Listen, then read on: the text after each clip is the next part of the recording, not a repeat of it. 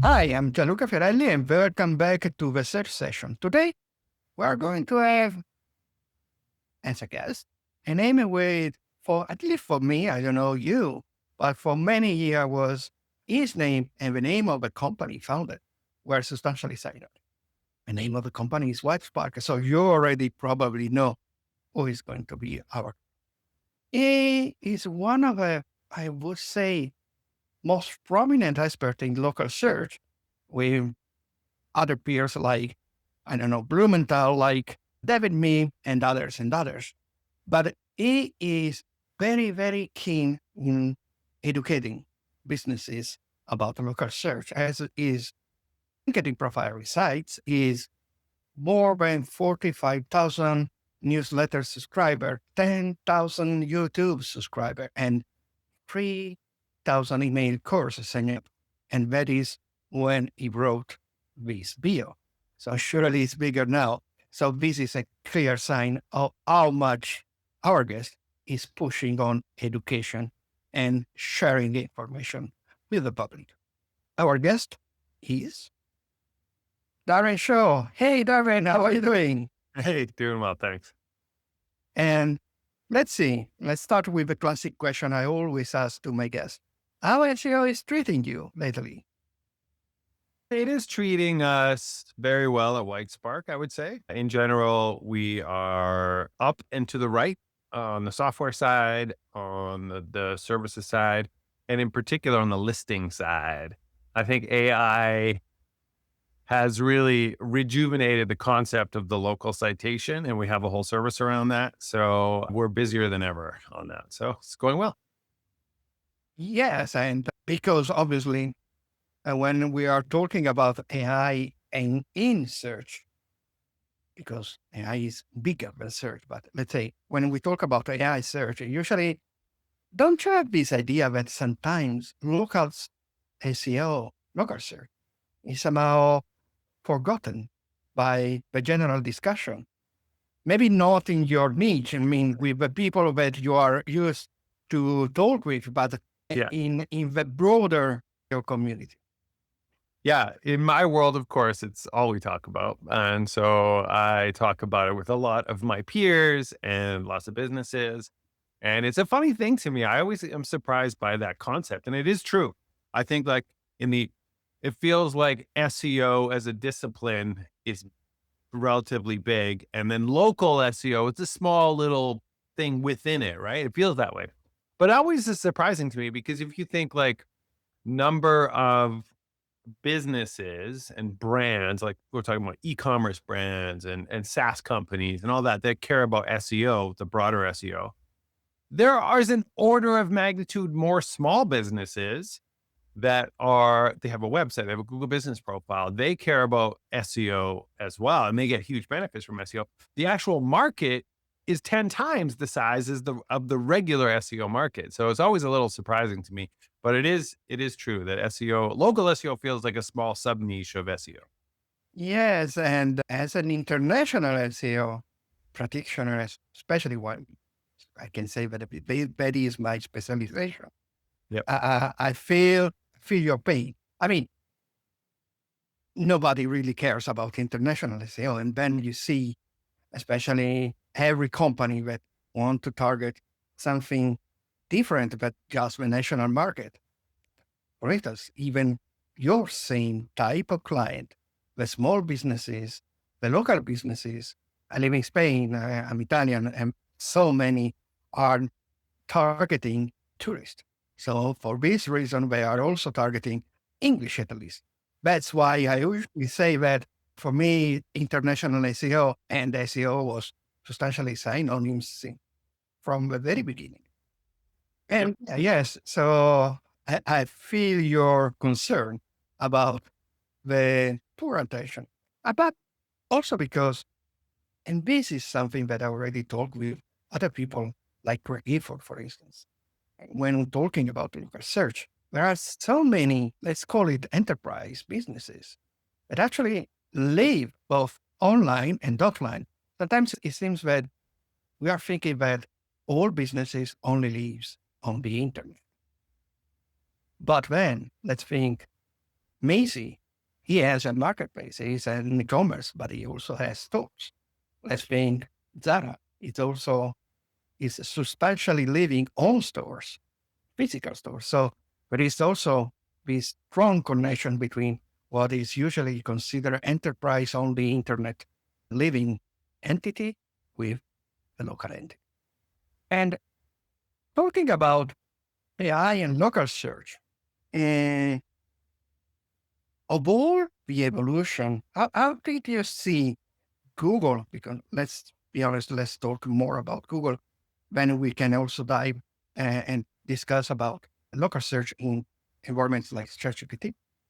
But let's say, how are you seeing Google implementing and introducing local search in AI search surfaces like AI overview? Well, we're certainly seeing that if you just go to the regular Google search bar and you search for a local term, we're seeing the AI overview start to pull in local results. So let's say you type in something like, restaurants near me or plumbers near me or lawyers for criminal defense law, right? So whatever you're searching, these localized terms, the AI overviews are now displaying local results. So you'll get a little map, you'll get like local results with the review star rating, but then the local pack is still under there. So there is that. So now that's a new thing that people have to think about, like, oh, well, how do I make sure my business is present in that interface? The other thing that's really huge is Google's new Ask Maps feature. And this is currently only available in the United States and India. But this to me represents the future of local search, and it's conversational. So rather than typing in a keyword like plumbers near me, you would type something like, hey, I'm looking for a plumber to repair my hot water tank. This is the model. This is the issue I'm having with it. And then it's just like a regular AI conversation. So that it goes back, it might ask you some follow-up questions. So local discovery will shift to a more conversational, long prompt kind of structure rather than a keyword based thing. So we're seeing that too. And then the results that are getting pulled into there are different. The factors that would pull someone in are different. And so the strategies that we've been doing for a very long time have to start to shift for this new coming world of conversational local search discovery. And I think I'm right also considering that everything you're describing is also because of the extremely higher personalization of search in the sense that Google or even use even more all the data about you than location, physical location, because sometimes even using incognito mode, because sometimes I need to use incognito mode, but I more and more obliged to use a VPN, even if I want to do a search as it is shown in Madrid and not in Valencia, which is 300 kilometer distance. I need to use a VPN because the localization of the user is persistent also on in incognito. So I think that maybe it's this deeper personalization, including geolocalization of the user when it is logged in, that is also pushing all this kind of super targeted and personalized recommendation that Google does, also in terms of local search opportunities. But you are saying also that you are starting to see different types of, let's call it ranking factor, maybe it's not the correct word, but elements that can make a local business appear in AI mode, for instance, is that are not the same that we have learned to use and to optimize, for instance, a Google business page for the local pack. What are these things that you are detecting? Yeah, I would say that like in local SEO, local search, lot of businesses could get away with just optimizing for roughly two signals. One of them was, so the local search algorithm traditionally, how to rank in the Google Maps and local packs, is based on three key pillars. It's location, like how close you are to the searcher; relevance, are you relevant? And prominence. So prominence is how, links and mentions on the web. A lot of local businesses were generally getting away with a pretty basic version of that. So yes, Mhm. relevance was the main thing they would focus on. The location, you can't do much about it. Your location is your location. But the actual relevance is where most of the effort has been put in. So optimizing your website, making sure you cover all the topic, make sure you're talking about all the entities, making sure your content is excellent and readable and people are consuming it, making sure your Google business profile is fully optimized. And then the version of prominence that they were doing was a one-time citation build out on local business directories. So most businesses could get away with that baseline. If they only did that, they were that would be enough to do very well. What we're seeing happening in the world of AI driven local SEO is that the prominent signal is really been cranked up. So, yes, of course you need to be relevant and you need to do some additional stuff to make sure your content is structured in the right way. But that prominent signal is so critical now. So it really comes down to your brand prominence within your local community. And so if you are unknown, you are going to mostly be unknown in the AI results. Google is looking for businesses that are recognized. They're mentioned in blogs, they're mentioned on the local newspapers, they're mentioned at community events. When you add AI to the equation, they have the entire knowledge in a way that they weren't really using or emphasizing as much. And so this becomes very important. So almost like you need your brand to be famous within its own locality. So either in the city or even down to the micro neighborhood level, you need to make your brand much more famous. You got to get into digital PR, you got to do community outreach, you have to be engaged with the local community in blogs and that kind of stuff. That is the new world of local SEO. And so these are some of the additional things that small businesses need to start thinking about. So, in other words, especially a local business, for instance, the more it's engaging also with classic offline Yeah. community events. So, for instance, a flower shop creating courses for the local place where the shop is physically present. And I think this is also because a part of it is something AI or not AI that a shop should do normally, but also because maybe this reverberates, obviously, especially on social. And here comes another question. Maybe it's also because of this, as you recently shared in a short, the Google start to present in the Google business page also the social feed Mhm. related to the business. Yeah. So your own social feed has become a much more prominent source of data. So one of the other things that you have to worry about moving into this new world of AI is like a lot of small businesses, they made a website. Done. They made a Google business profile. They filled all the fields. Done. And then they haven't been doing anything. And so Google is like, what is new business? They're not using Google Posts. And so now they're looking for other feeds to understand the business's latest specials. Are they active? What's going on? They want to pull that data into the Google business profile. And they are looking for signals that this business is alive and active. And so social becomes much more important in this world as well, because those signals, it's just like an extra data source. Like consider each one of those like a database for the business. Your website is a database. Your Google business profile is another database. What is said on the broader web is another database. What is happening in your social media is a database. Even another one is like what's happening on Reddit, what's happening in other social feeds. Are other social media creators and influencers mentioning your business? that's this mindset shift you have to, it's like, it just becomes so much bigger. Local SEO, I've always said it was harder than regular SEO because regular SEO, you just had to worry about two things: your website content and technical SEO. So all your website stuff and links. You did those two things. Those are the main things that are driving your SEO.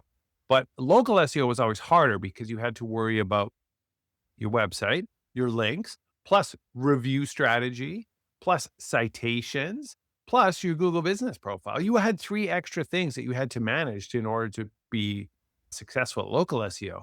And now the list of things that you have to be aware of and managing is even bigger. You got to be worrying about your community stuff and your mentions and other social channels and Reddit and YouTube. It's just like, it's become so much bigger and harder now. Yes, totally, totally. And I think also that in the next future, we are also going to have agentic search. So our agents are going to be a new user that local business will need to Yeah. talk to, preparing accordingly in order to. I know that there are already, especially there in the US, testing agentic, Yeah. let's between brackets, agentic solution for local search, but surely it's going to be even more so in the future.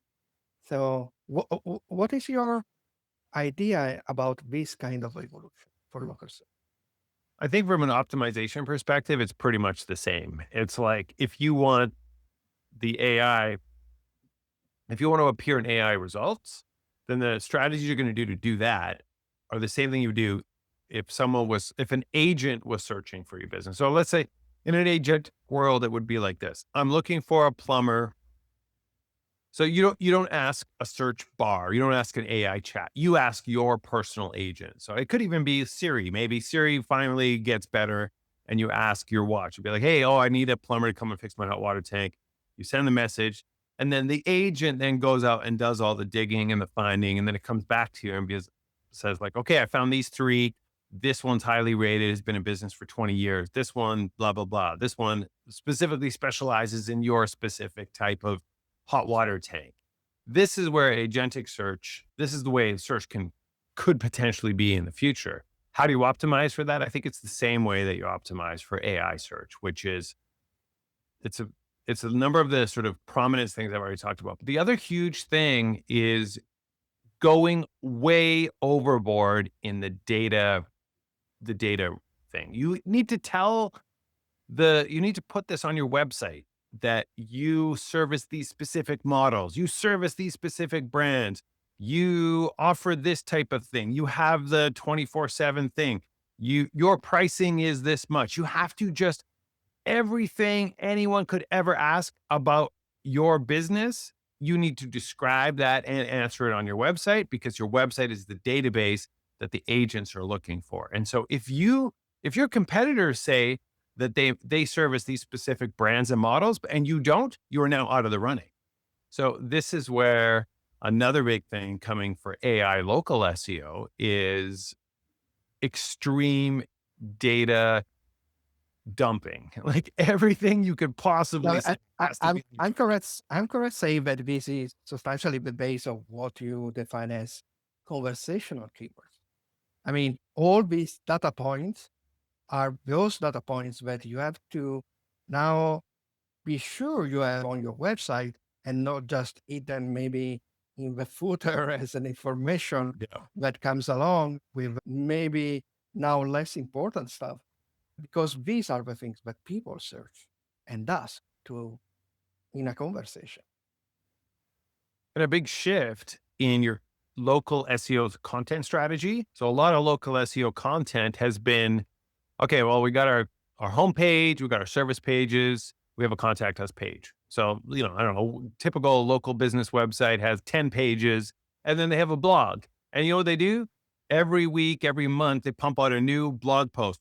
How to fix a clogged drain. Oh yeah. How you can stop your pipes from bursting in the winter. That content is all BS. It is useless. Stop making it. Instead of What? making that content, you should be making content that is just really going into detail about everything that your business does. No, no, yes, totally. But I think that that content is BS, as you say, or commodity, as Google would say, Commodity. uh, if it's done as it is usually done.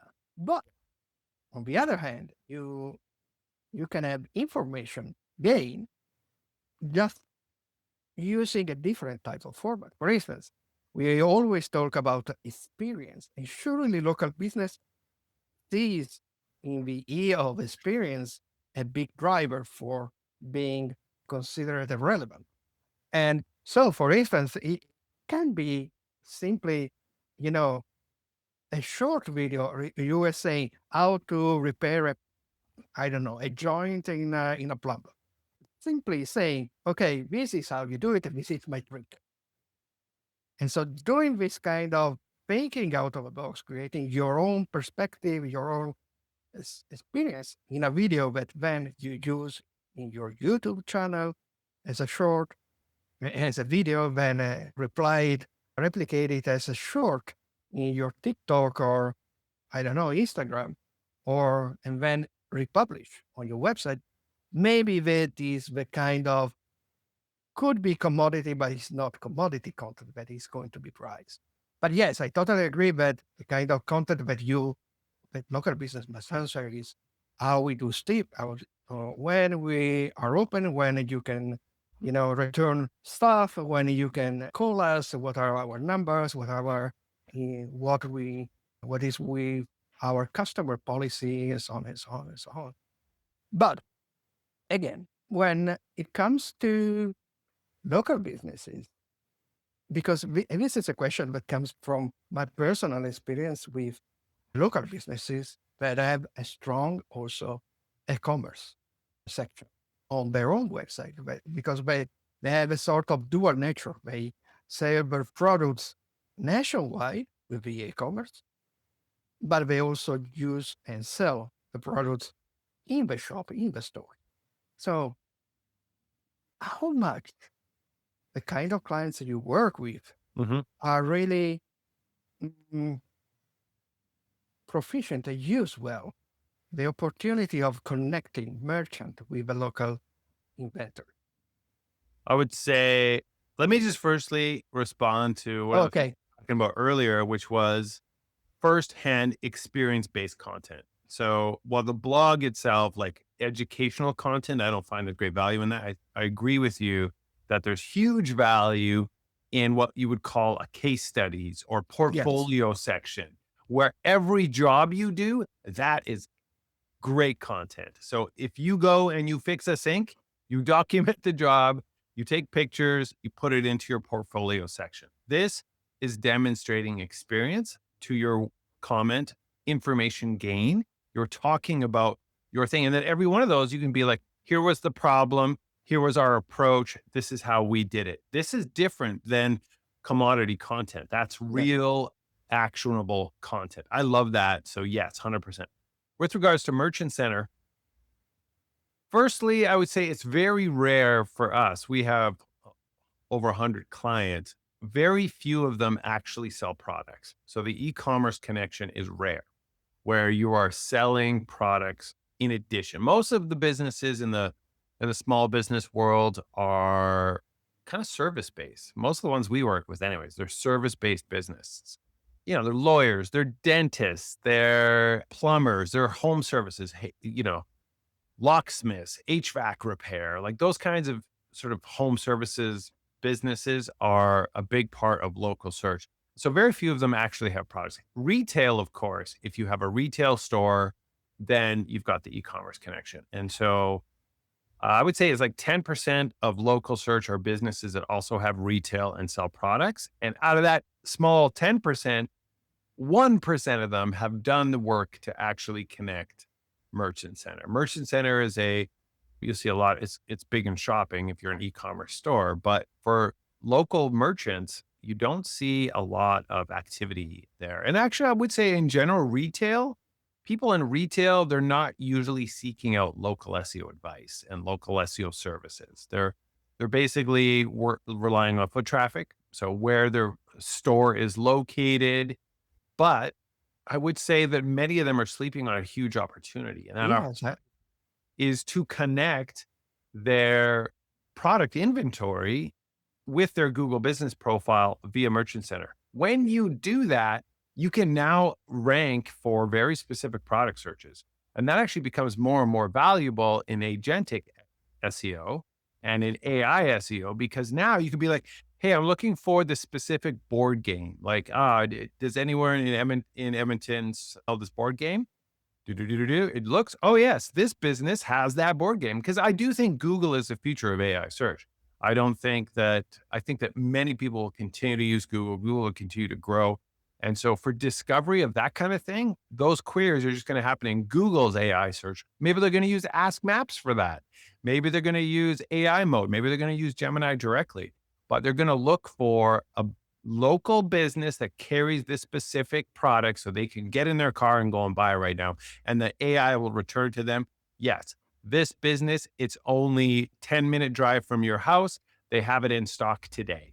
That's what you want to know. And so that is the future. And I really think it's so valuable for these local brands, if you sell products, to make sure you do the work to connect Merchant Center. yes, I totally agree because I have a couple of clients. One is in Spain, which is a very weird story because it's actually just one shop, but it sells worldwide. They Right. specialize in Spanish version.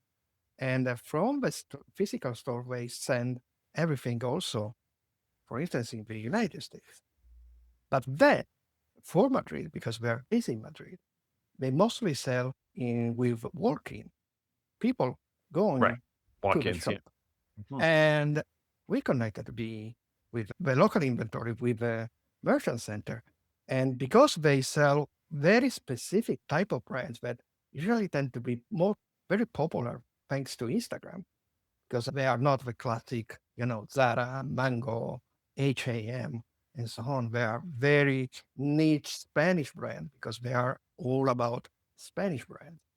And so people search for the brand. And they always pop up also with the store if the person is in Madrid. So people usually, okay, let's go to the shop and go try it personally. This, this shirt, this dress, and so on and so on. And so we found it very useful to do this, even if it was just one shop. We have another client who is selling flowers all over in many locations of the United States. We found it even useful because they have a very mm, faithful client base, which is really loving to search for a specific bouquet, for instance, and going in the shop to see, to smell it, to see how it is created, and so on and so on. So I think, as you were saying, and it's weird because especially enterprise business, multinational business that have with strong local presence with physical store are really sleeping on this Mhm. mountain of money because it would be super easy. I mean, they have the people to do it. They have the experience because we are spending so much money on shopping already. Mhm. Yeah, the question is whether, if you were, let's say you were a local electronics store, you're just a small business. You have one shop. You sell camera equipment. You sell televisions. You sell audio equipment. So you're this electronics store, and if you put your product inventory online, will Google, and they do tend to do this, will they preference the local business over the big box stores like Best Buy and Staples? Like, will they preference your content because you are a local business? And I do think that it might be a competitive advantage as a small individual shop to be able to put that online, because I think you're also going to see people in their queries. I don't want to go to a big box store. I want to find a local, I want to Yes, I support. don't want to go to Best Buy. Yeah, they want to support local. And so unless you give your data to the engines, you don't have a chance. You're out of the running. And so that's why it's just so valuable to connect your local product inventory. And let's go international. Once you share interesting things, ideas about how to target multilingual Hmm. uh, public potential customer with your Google business page. Can you resume it and for our listeners? Yeah, this is a awesome little trick that very few people know about. And so it's a great advantage if you live in a country, or if you live in an area where kind of multiple languages are commonly spoken, then you have the opportunity to update your business name in multiple languages. And so it's quite buried in the Google Maps system on how to do this. But what you do is you go to your Google business profile in Maps. So you're on the page. Then you hit the little hamburger menu on the top left, Yeah. change your language into the other language. So let's say I'm currently in a southern state that borders Mexico in the US. And so my website and my Google business profile is in English, but I also want to attract Spanish speaking people as well. So I can change the language to Spanish, and then I click this suggest and edit button. And now in that field, you'll have an extra field that says, oh, what is your name in Spanish? So if your name was something like, you know, the expert plumbing drain cleaning specialist, plumbing drain cleaning specialist is totally different in Spanish. So you would then translate your business name to the Spanish version, enter it there, click save. And now when someone searches for drain cleaning in the Spanish language, your business is much more likely to come up. So the process is this: change your language, suggest and edit. You will get a new field. You can enter your business name and the additional name, click save. And you can actually add multiple. So if you were in Switzerland, you want to do German, Italian, French, English. So you can do all those different languages. And you know, if you're in a city where let's say you were in Madrid and your business and your website is all in Spanish, but you want to also attract English speaking people that are coming there, go and edit your Google business profile name and get the English version of your name. And so that's a cool little tip that Yeah, yeah, most. yeah. That's a cool idea, especially and considering, for instance, all these kind of, yes, as I was saying before, all these in countries like Spain or Italy that are so relying on tourism as a driver for commerce, for instance. It's surely an interesting tip and unknown things to do. Yep. And okay, I want to open, you know, a big box. Let's see. There is a lot of talk about schema. So Yep. because you are an expert in local search, maybe you are the best one for telling us for what schema is important for local search Mm-hmm. Mm-hmm. and what local business should not expect to achieve implementing schema for local search. Yeah. So So the schema. pros and the cons. Yeah, the classic local schema is local business schema. I think it's a pretty useless thing to do. It's not going to be this thing that's going to improve your rankings if you add the local business schema, because really all it does is it just makes it very clear what your name, address, phone number, website URL, categories. You can put all that stuff in your local business schema. But Google and other AI crawlers and systems can generally detect that. They already know it. So you're just telling them something they already know in the schema. So I don't think there's a lot of value in that. Where I actually think there's an interesting use of schema. I read an article from Amy Jurenka not Mhm. too long ago, and she talks about using schema as more of an entity knowledge graph for your own website. So when you use schema to describe every page and how this page connects to the other pages, you're building an internal entity graph. And I actually think that concept makes sense in a world of AI search, trying to help the engines understand your internal structure in a very good way and connecting the entities in your website. It's a bit technical to do that and to set it up, but I do think there's value in that. And I kind of think there's value mostly for AI, not for traditional search in FAQ schema. So every page going towards a AI search world FAQs are very valuable. And so I do like to have my FAQs marked up in Schema. And it's like, there was a study not too long ago that showed that businesses with FAQ schema are returned much more often in the search results. And so I think there's some value in that. But, you know, prior to an AI world, I didn't really care that much about schema for local businesses. I only cared about it when it would present features in the search results. So the FAQ schema was amazing when it worked because you would get these results and then you would have more space on the page. Even better was when you could use schema to generate the review stars. You get those stars in the search results. That was a dream. But then Google took all that stuff away. And so the use of schema became less and less valuable.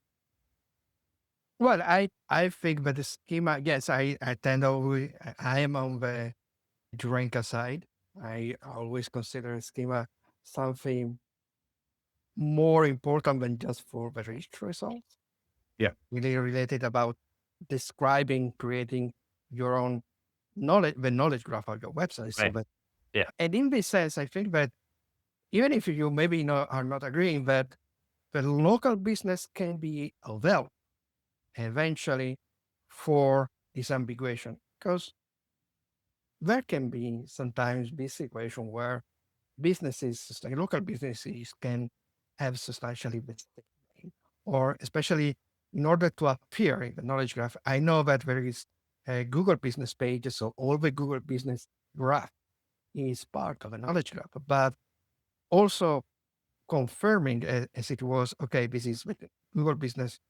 If not, I wouldn't understand why Google is also still insisting to use it. And especially local business is a subtype of organization. And Mm. organization, if we pay attention to what Google says in the guidelines, is for along with all the product stuff, but less and less because now is the feed on merchant that becomes very important.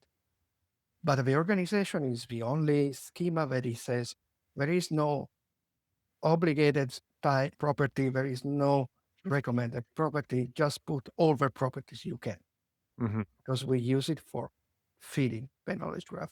So maybe in this sense is truly not important for thinking about is I'm going to rank higher in the local pack just because I have schema.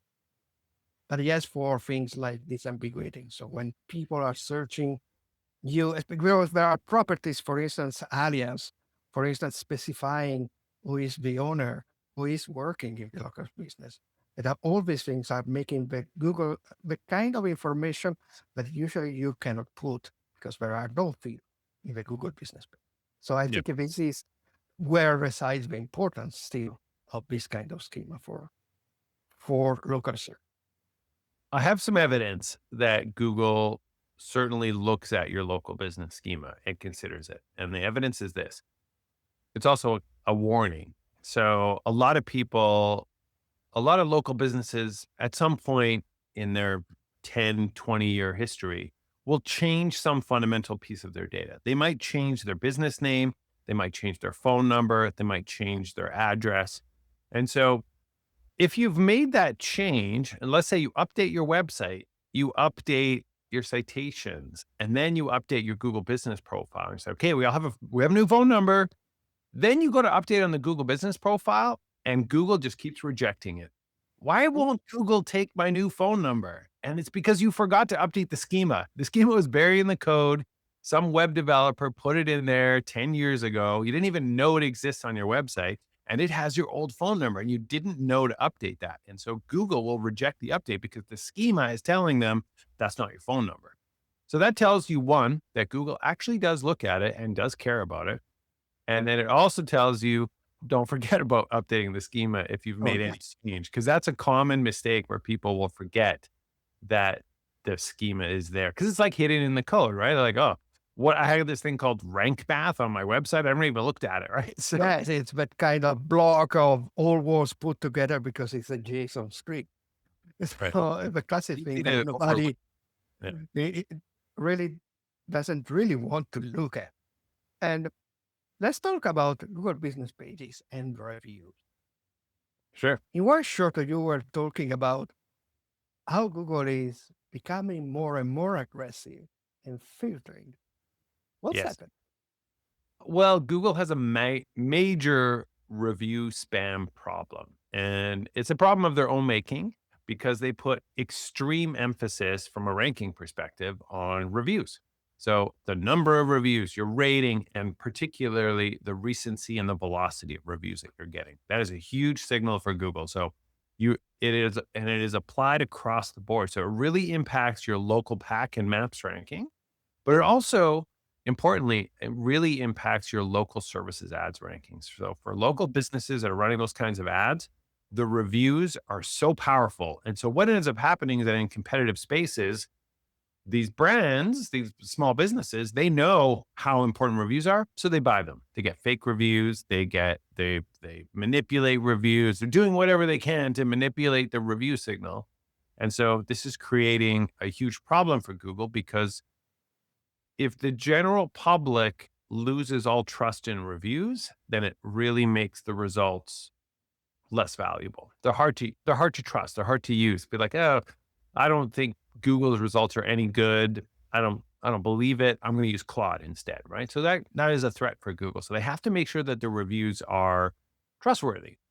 Then they are now really ramping up efforts to fix that, and they are now using AI in a number of ways. So they're looking for signals like lots of reviews coming from the same IP address. So you're manipulating reviews by, let's say you had a sign in your store with a QR code and it said, please leave us a review. And then it's like at your dentist's office, and then everyone does that and they're sitting in the office and they leave the review. That location signal, like you're getting hundreds of reviews all from that same location, that's a signal.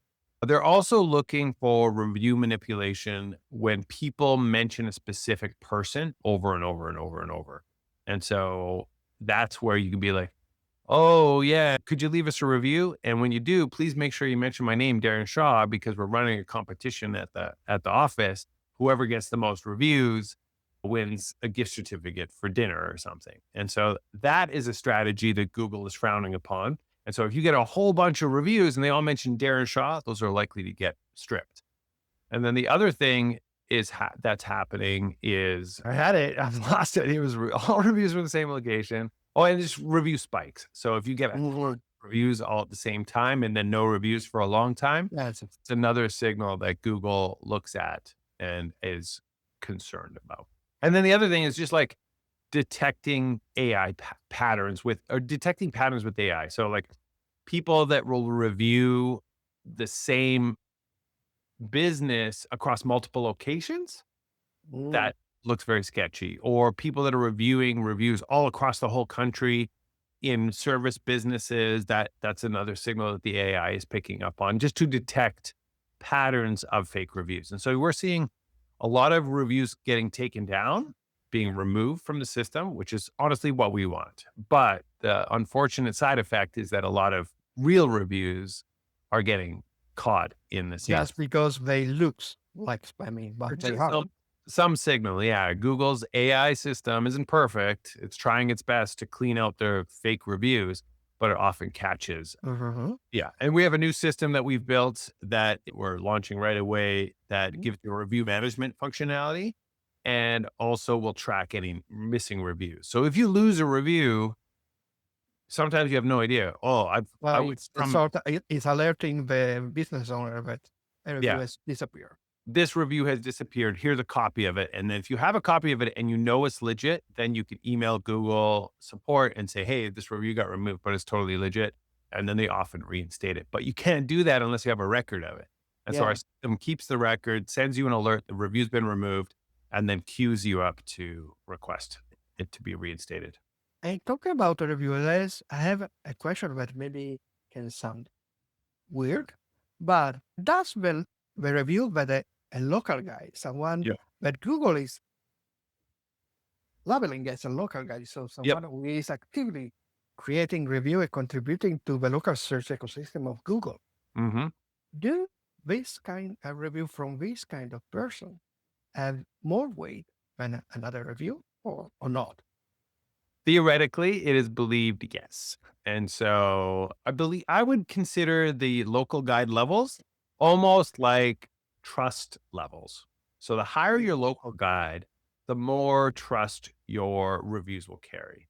And so 3 or below, not very much trust. You get into the 5, 6, 7, quite a bit of trust. You get into the 8, 9, 10 level of local guide, especially 10. I have seen really interesting things. There's the ability to push and edit to a Google business profile, right? So if you go to Google business, anyone's Google, I could go to yours and I could say, this is the wrong phone number, and I could change your phone number. I could submit an edit. If I do it as a local 6 guide, it might go through, but it's kind of unlikely because it's a sensitive field. If a level 10 guide says that your phone number is wrong and suggests that on Google, it almost always goes through. That tells you that Google does give more weight to a local guide edit. And by proxy, one would assume they give more weight to a local guide review. So the review will Well, be more value. because they could be considered like in the Google search ecosystem, the equivalent of the influencer on Instagram for a local business. It is similar to that. Yeah, absolutely. And so getting a review from a high level local guide, one, you know it's going to stick. It's not going to get removed. It just carries that additional trust. And you know, why does it carry all that trust? Because Google has all that data. That person's been logging into freaking Google Maps every day, adding photos, adding reviews, like is connected to a real Google account. Google's like, oh yeah, I have no doubt that this is a real person doing real stuff. They're traveling around this one city. They're leaving all the stuff. They get all the signals are there. Whereas you get a review from someone, you'd be like, you just ask somebody, hey, can you leave me a review? And they're like, on what? Google? Okay. And so they log into their Gmail account that they never use. And then they leave a review and then they never use their account again. It's lacking the history. It's lacking the data to prove to Google that this is a real person. And so that is a review that's at risk of getting removed. Mhm. And talking now about LLMs, not Google. Yep. We know, well, it also involves AI model or AI overview, but Yeah. let's talk about more about, especially ChatGPT, which is, it seems that it is diminishing in usage, but it's growing the usage in general of LLM. So let's say, a good surface, but also local business might control. One of Yeah. the problem has always been hallucination. So Right. how much a local business or any kind of business, but with a strong local presence on Yeah. the territory, can create a sort of governance policy for checking and controlling and eventually correcting this kind of hallucination. Yeah, I like to use software called Wake, what AI knows about your business. And Yeah. so that's a pretty good one to sort of just get a sense of like what AIs know about your business. But in terms of like hallucinations in local, I wouldn't even call them hallucinations. But one of the things that we're seeing happening is like the most obscure piece of data is somewhere out there on the web and the AIs will return it. Like, for example, in the Ask Maps interface, where it's kind of the local version of AI mode, you can ask a question, be like, hey, I'm looking for a local jeweler. And this example comes from Claudia Tomina. So she gave this great example where she Mhm. asked Maps, I'm looking for a local jeweler that carries this specific brand of watch. And so the Ask Maps return, well, this one, it's only 10 miles from your house and they carry that brand of watch. And so then she goes and checks their website. No, they don't have it. She calls them. No, they don't carry that brand.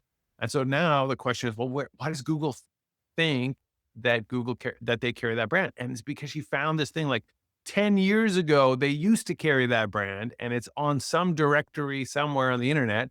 And so then now the large language model is returning that. And so this actually, it's not really a hallucination. It's more of a data cleansing issue. So Yeah, you that's need, why I was talking about governance. yeah, you need to sort of be aware of what some of these things are. And like, how would you even find that? It's so hard to find those kinds of things. And so Yeah, this is more like forensic SEO. it's hard, yeah. So, I guess you have to just deal with it, and then when it comes up, you clean it up at that time if it is an issue. I wouldn't necessarily execute a huge project to find every mention of your business anywhere on the web and then try to No, find no, but it. I mean, I call it this kind of, let's say, because we are not mistake. Actually, AI is not doing a mistake. It's simply surfacing zombie information.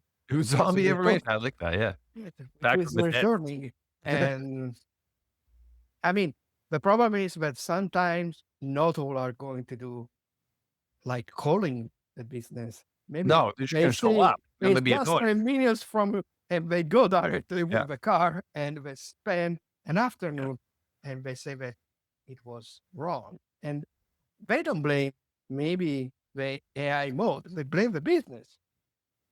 Well, they should blame Google. It's really Google's Yeah, fault. yeah, I know, but Yeah. we know people are sometimes things weird because Yeah. if it's told by AI, it should be true. I think that the strategy for most small business is to just pay attention, right? When you hear about it, then try to find the source of it. Like when it comes in, it's be like, hey, Google told me that you carry this brand of watch, but I'm here. You don't have it. What's up? And be like, well, I don't know. And then when you hear about that, go digging. Try to find where is that mention coming from and try to clean it up. And one question about specifically about ChatGPT. When ChatGPT present, let's say, information about a local business, Hmm. maybe with the card inside the answer, we already understood from where he's taking that kind of information. Formally, they have this connection with Bing, but in Yep. the past, people were also saying this is taken from Google Business. So, Yep. from where this information is coming. I think it comes from the RAG process, so the Uh-huh. search results. So the search results will often inform what comes into the local results in a ChatGPT query. But one of the huge things that you have to think about with AI SEO for local that maybe people weren't thinking about before is review diversification. So a lot of people have this strategy where they build reviews only on Google. They don't think Mhm. about the TripAdvisor or the Home Advisor or like whatever the most prominent business directories for your industry are that offer reviews. That's where ChatGPT is often citing, be like, well, they have a 4.9 rating and 400 reviews on homeadvisor.com. Whereas Google is going to mostly look at its own review data. ChatGPT and other LLMs are looking at reviews on other sites. And so this is where a strategy is if you want to cast a wider net and you want to be present in multiple platforms, you should really be thinking about getting more reviews on the sites that are important in your industry because that seems to be a huge factor for local and what they're basing a lot of those results on. Last question. You usually in local search, we always talks about citations, so being present in directories and Yep. something like this. But what about those that you define as unstructured citation? Hmm. This goes back to what I was saying earlier about like sort of brand fame, right? Becoming famous. And so the unstructured citations would be like your local blog, your local community newspaper, the local community league maybe is hosting an event and you're one of the primary sponsors for it, right? Sponsorships. And so those are like unstructured citations. And I think in an AI driven world, that's the work to do. That is one of the huge things that you need Mm, doing to build. So directories, that's table stakes. You've got to do it. Everyone should have the directories because you need to be present where the search engines and the large language models are expecting to find your business. That's just ground zero. But in order to be competitive, that's where we're talking about the unstructured citations. And so building those up, local digital PR is a huge thing that brands need to do. The trouble is that it's expensive. It's hard. It's hard to do this at scale because, like, directory's great. You order a one-time thing, costs you a few $100, you're done. Whereas this other work, it's like, oh, you're gonna go set up a tent and a booth at this community event, and you're gonna sponsor it. You're gonna give them $500. You're gonna spend a whole afternoon there. Like, it's just a lot more time investment. And so, but I would say that is the kind of stuff that will set you apart in the future. So you have to do it if you want to be successful in the new world, but just expect to invest more money into your local search strategy than you may have in the past. okay, let's finish here. And but before I want to ask you a personal question, what does Darren Shaw like to do when he's not thinking about local search? Well, I'm always thinking about local search, but I like to hang out with my wife and kid, and I like to travel. We do a lot of traveling, multiple times a year. We'll travel. We'd love to go to Europe, of course. I was just in Valencia. It was awesome to Yeah, I see. know we have the fortune to finally meet at my home. Usually it's me, maybe, especially when I was coming to Moscow and you were there That's in right. person. Yeah. So I like to travel a lot. We went for a bike ride yesterday, which is very nice. Do a little gardening and play the piano. I'm trying to Cool. pick up the piano, but not putting enough time into it. So that's what I like to do. Cool. And surely you're going to, because we are recording this, getting closer to the summer, and surely you're going to spend a wonderful summer because I remember for many, many years ago, I visited your side of the world, especially Mhm. Alberta, and then going to British Columbia in May and June. The your side of the world is really beautiful. Surely you're going to. Oh, for instance, if you let's do be you the local guide. What would you suggest to someone who comes to Edmonton to visit? Ooh. Well, Edmonton, we have a beautiful river valley. So we're known for this huge, I think it's like the largest inside a city nature area. So the river valley runs through the whole city, and it's just this beautiful place. So a lot of people should go to the river valley. We have a wonderful art gallery in Edmonton, a beautiful art gallery of Alberta. We have a great museum.